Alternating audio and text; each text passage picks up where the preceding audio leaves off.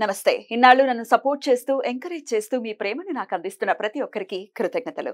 అలాగే ఈ వీడియో కూడా ఖచ్చితంగా మీకు ఉపయోగపడుతుంది. లైక్, షేర్ అండ్ సబ్స్క్రైబ్ చేసి మీ సపోర్ట్‌ని నాకు అందించండి. అలాగే ఈ వీడియో పట్ల మీకున్న అభిప్రాయాన్ని కామెంట్ సెక్షన్‌లో కామెంట్ చేసి తెలియజేయండి.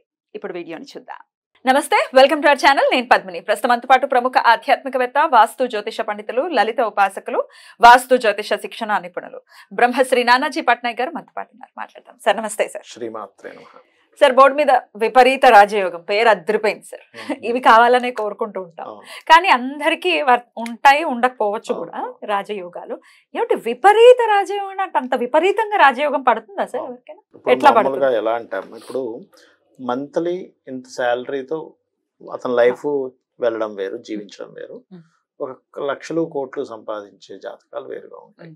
అందులో పర్టికులర్ గా విపరీత ధనయోగాలు కానీ, విపరీత రాజ్యయోగాలు కానీ, నీచభంగ రాజ్యయోగాలు కానీ జరిగినప్పుడు వాళ్ళు బాగా సంపాదిస్తారు.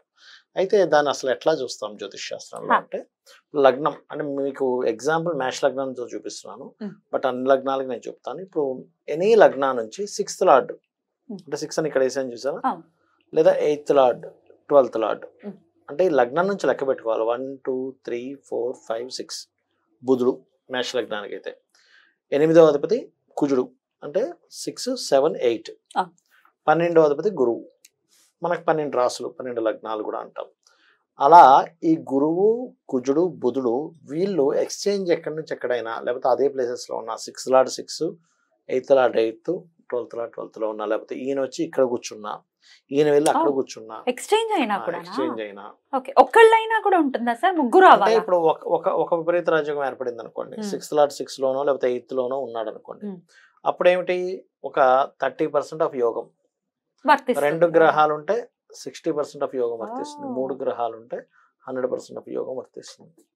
అయితే ఈ యోగం వచ్చేటప్పుడు ఇది 1 2 3 గ్రహాల ద్వారా వచ్చేటప్పుడు ఆ గ్రహం యొక్క స్ట్రెంత్ కూడా చూడాలి.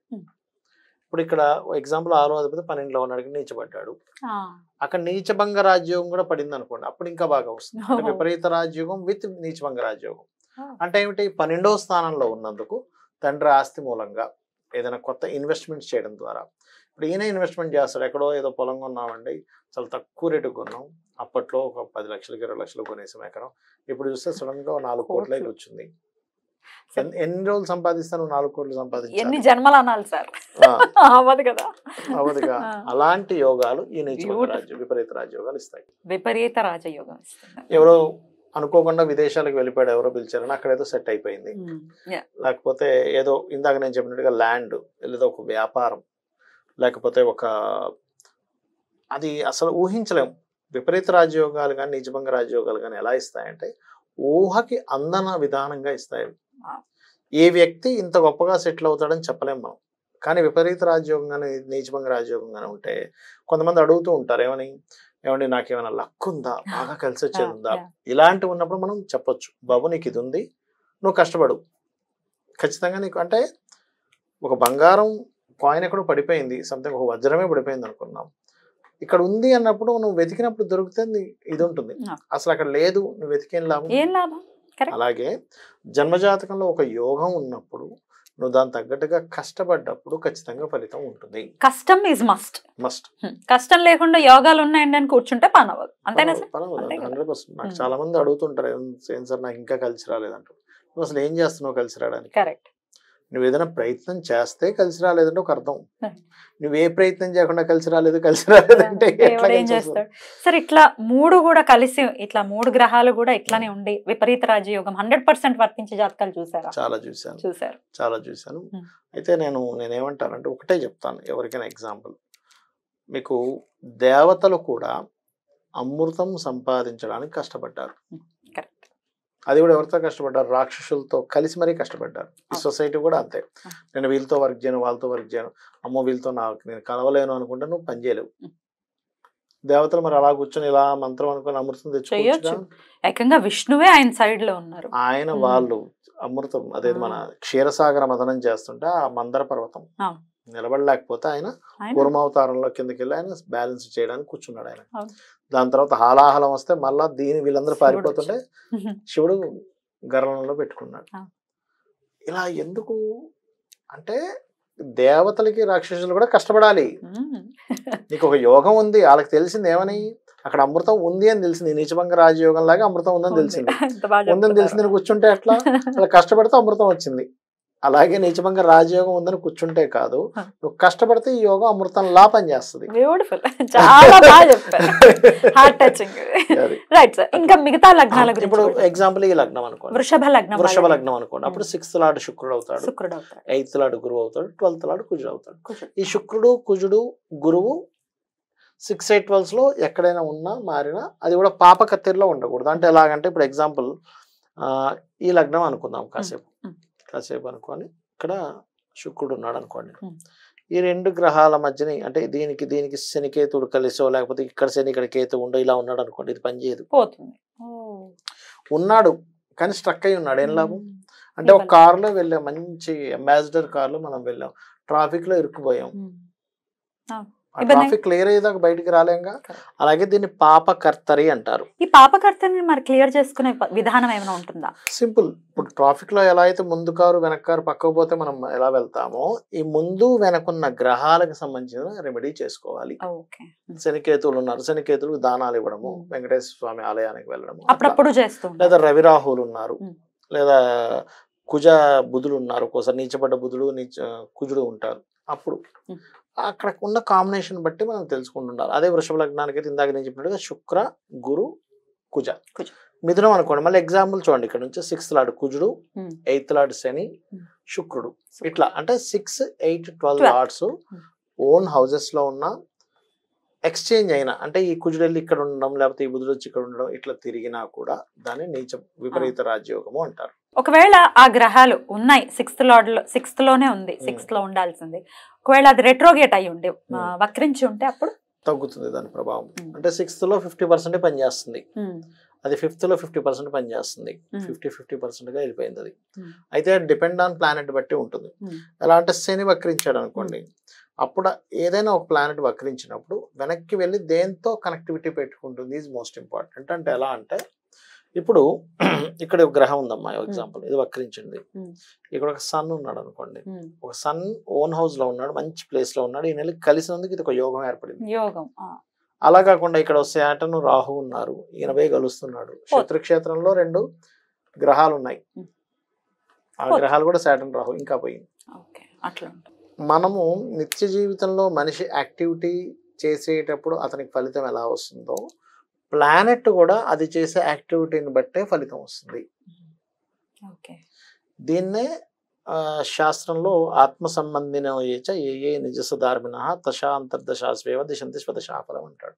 అంటే ఆత్మ సంబంధం కలిగిన గ్రహము ఎటువంటి ఇది కలిగి ఉంది, అది ఏ మహాదశ అంతర్దశలో ఇస్తుంది, దాన్ని బట్టి రిజల్ట్ వస్తుంది అని అర్థం. అలా ఏంటంటే ఒక ప్లానెట్ ఒక దగ్గర ఉన్నప్పుడు దానికంటే ఒక ఎమోషన్ ఉంటుంది, అదొక మాట చెప్తుంది, అది మాట్లాడుతుంది. నిజం చెప్పాలంటే ప్లానెట్ నేను ఈ పని చేస్తున్నానని చెప్తూ ఉంటుంది. అది కండిషన్ ఎట్లా ఉందో చూడాలి, దాని కండిషన్ పట్టుకోవాలి, ఈ కండిషన్ బట్టి ఈ ప్లానెట్ రిజల్ట్ ఇస్తుందని ఉంటుంది ఖచ్చితంగా, అది అర్థం చేసుకోగలగాలి. Right sir. సో ఇది విపరీత రాజయోగం. అంటే విపరీత రాజయోగం ఏమంటే మాకు ఈ విపరీత రాజయోగాలు లేవు, నీచభంగాలు లేవు, లేకపోతే గజకే అసలు యోగమే లేదండి, కానీ మాకు ఇట్లాంటి యోగవంతమైన జీవితం రావాలి అని అంటే ఈ జన్మకి సాధ్యపడదా అని అంటే వాట్ ఈస్ యువర్ ఆన్సర్? నేను ఒక విషయం చెప్తానమ్మా, యోగం లేని జాతకం అసలు భూమి మీదే లేదు. ఉంటాయి, ఏదో ఒక యోగం ఉంటుంది. 1000 చిల్లర యోగాలు ఉన్నాయి, అందులో ఏదో ఒక యోగంతో మనిషి పడతాడు. అంటే యాచకులకు కూడా యోగం ఉంటుంది? అందరికీ ఉంటుంది. ముష్టి యోగం ఉంటుంది యాచకులకి. ఓకే, అది నెగటివ్ పాజిటివ్ యోగం? ఒక యోగం అంటే యాచన ద్వారా బ్రతికే యోగం ఉంటుంది కొంతమందికి. లేకపోతే అంటే ఇక్కడ ఏంటంటే నేను అనేది ఎట్లా అంటే చెప్తాను చూడండి, ఒక వ్యక్తికి డస్ట్ ద్వారా సంపాదించే యోగం ఉంది, చెత్త ద్వారా. ఆ వ్యక్తి చెత్తలోనే ఎదుగుతారు, పెద్ద పెట్టేస్తాడు దాంట్లో. మనం అనుకుంటే ఏంటి వీడంతా చెత్త అంతా తీసుకెళ్ళి ఏదేదో తయారు చేస్తున్నాడు అనుకుంటాం. కొన్ని కోట్ల రూపాయలు బిజినెస్ చేసేవాడు ఉన్నాడు. ఎందుకు వస్తుంది అలాగంటే వాళ్ళకి ధనయోగం అనేది సాటర్న్ మార్స్ ద్వారా ఏర్పడుతుంది. అప్పుడు ఇట్లాంటివి వస్తాయి. కొంతమందికి టీచింగ్స్ ద్వారా డబ్బులు వస్తాయి, వాళ్ళు స్కూల్స్ కాలేజ్ పెడతారు. ఇక్కడ ఏంటంటే మనం యోగం లేని అసలు జాతకమే ఉండదు, యోగం లేని జాతకమే అసలు ఉండదు. ఇట్లానే మీరు చెప్పారండి మాకున్న యోగాలు కానీ అవి ఏంటి యాక్టివేట్ అవ్వట్లేదు. దీనికి ఏమైనా సంవత్సరాలు ఉంటాయి సార్? ఇంత ఈ చాలా మంచి క్వశ్చన్ వేసారు. ఎందుకంటే యాక్టివేట్ టైం ఉంటుంది, అది దశ ద్వారా యాక్టివేషన్ అవుద్ది. కొంతమందికి గోచారం రావడం ద్వారా యాక్టివేషన్ అవుతుంది. దశ ద్వారా యాక్టివేషన్ అయితేనేమో సంవత్సరాల తరబడి ఇస్తుంది. ఉదాహరణకి ఒక శుక్రుడు ఇచ్చాడు అనుకోండి యోగాన్ని, 20 సంవత్సరాలు ఇస్తాడు. శని 19 సంవత్సరాలు ఇస్తాడు.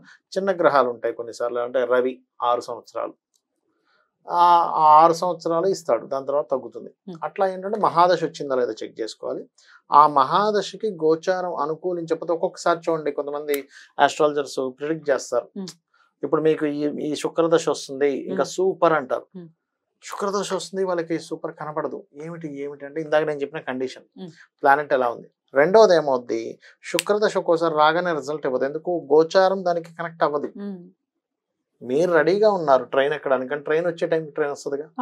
మీరు రెడీగా ఉన్నారని ట్రైన్ ఫ్లైట్ రాదుగా. అలా ప్లానెట్ ఏం చేస్తుంది అంటే గోచారం అనుకూలించే వరకు ఆ దశ వచ్చినా సరే ఇవ్వదు ఒక్కోసారి. మనం ఏమనుకుంటారే వీళ్ళు చెప్పారు శుక్రదశ బాగుంటుందని, నాకేమో ఏం కనిపించట్లేదు, అమ్మో శుక్రదశ యోగించదేమో అనుకుంటాం. ఒక 1-2 years తర్వాత యోగించడం స్టార్ట్ అవుతుంది. అంటే అక్కడ గోచారం మారింది. అంటే ఇక్కడ మనం అర్థం చేసుకోవాల్సింది ఏంటంటే, పాయింట్ నెంబర్ 1, మీకు అసలు ఏ యోగం ఉంది. ఎప్పుడు ఈ నీచభంగ రాజయోగాలు, విపరీత రాజయోగాలే కదా, ఏదో ఒక యోగం ఉంటుంది. ఆ యోగం మీకు ఏం చెప్తుంది, అదొక విషయాన్ని చెప్తూ ఉంటుంది. పాయింట్ నెంబర్ 2, ఆ యోగం ఎప్పుడు యోగిస్తుంది, ఎంత స్ట్రెంగ్త్గా ఉంది, ఎప్పుడు యోగిస్తుంది, అది యోగించడానికి మీరు చేయాల్సిన రెమెడీ ఏమిటి, తీసుకోవాల్సిన జాగ్రత్తలు ఏమిటి. ఒక్కోసారి ఎలా ఉంటుందంటే ఒక అవయోగము ఒక యోగము కలిసి ఉంటాయి. అప్పుడు ఆ అవయోగం మీరు ఏ కలర్ డ్రెస్ వేసుకోవడం వల్ల యాక్టివ్ అవుతుందో తెలుసుకొని ఆ కలర్ డ్రెస్సెస్ వేసుకోకూడదు, ఆ వారాల నిర్ణయాలు తీసుకోకూడదు, అటువంటి ఫుడ్ తినకూడదు. ఇప్పుడు ఒక జాతకుడిని మనం చూసా, అతనికి కందిపప్పు తింటే ప్రాబ్లం వస్తుంది. ఎందుకు? సాటర్న్ మార్స్ కలిసి ఉన్నాడు. కందిపప్పు తిన్నప్పుడల్లా ఏదో డైజెషన్ ప్రాబ్లం రావడము, మూడీ అయిపోవడం అట్లా జరుగుతుంది. ఎందుకంటే బికాస్ ఆఫ్ మార్స్ పాడేయడం, ఆ మహాదశ నడుస్తుంది అతనికి. అప్పటి నుంచి బాబు నువ్వు తినకు, దానం ఇవి. కావాలంటే కందిపప్పులో వచ్చేది ఏదైతే ఉంటాయో ప్రోటీన్స్ ఎందులో వస్తాయో తెలుసుకొని సైంటిఫిక్ అది తిను. నేను ఇది పూర్తిగా తినదని చెప్పట్లేదు, దాని నుంచి ఏదైతే ఒక ప్రొడ్యూస్ అవుతుంది ఇంకో దానిలో వస్తుంది చూసుకో. చాలా మందికి కందిపప్పు ఇరిటేషన్ ఉంటుంది, అది గ్యాస్ ప్రాబ్లం రావటం కానీ, మార్స్ తో కలిసినప్పుడు వస్తుంది లేదా రాహుతో కలిసినప్పుడు వస్తుంది.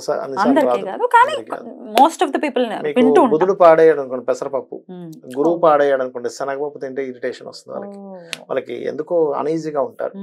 అదే బాగున్నాడు అనుకోండి అది తింటే బాగుంటుంది వాళ్ళకి. ఇది కూడా అబ్జర్వ్ చేయొచ్చు. అండ్ అప్పుడు బాగోలేని గ్రహాన్ని దానం ఇవ్వాలి, తినకూడదు మనం. దానం ఇస్తే ఆ దోషం పోతుంది. సో అట్లా ఏంటంటే రూల్స్, ఫస్ట్ కండిషన్ ఏంటి, ఎప్పుడు యోగిస్తుంది, ఎప్పుడు యోగించదు, దాన్ని ఏ దానం చేయాలి, పాపకత్తెరలో ఉందా శుభకత్తెరలో ఉందా. ప్రతి వ్యక్తికి కొన్ని ఖచ్చితంగా 10 నుంచి 20 యోగాలు ఖచ్చితంగా ఉంటాయి, ప్రతి వ్యక్తికి ఉంటాయి. అది మనం పట్టుకోవడం రావాలి, తెలియాలి, దాన్ని తెలుసుకోవాలి అని అంటే కరెక్ట్ గా అనాలిసిస్ చేసే వాళ్ళ దగ్గర ఖచ్చితంగా వెళ్ళాలి. యోగాలు ఉన్నాయని శుభ్రంగా చెట్టు కింద కూర్చుంటే కాదు. ఉదాహరణ చెప్పాను కదా, రాక్షసులు దేవతలే క్షీరసాగర మదనం చేశారు. చాలా బ్యూటిఫుల్ గా చెప్పారు సార్. బ్యూటిఫుల్ సబ్జెక్ట్ ఆస్ట్రాలజీ అనేది. డెఫినెట్ గా దాన్ని పట్టుకునే విధానం కనుక తెలిస్తే మంచి మార్గాన్ని అయితే ఖచ్చితంగా చూపిస్తుంది. చాలా బ్యూటిఫుల్ గా ఎక్స్ప్లెయిన్ చేశారు sir. Thank you so very much. నమస్తే. శ్రీమాత్రే నమః.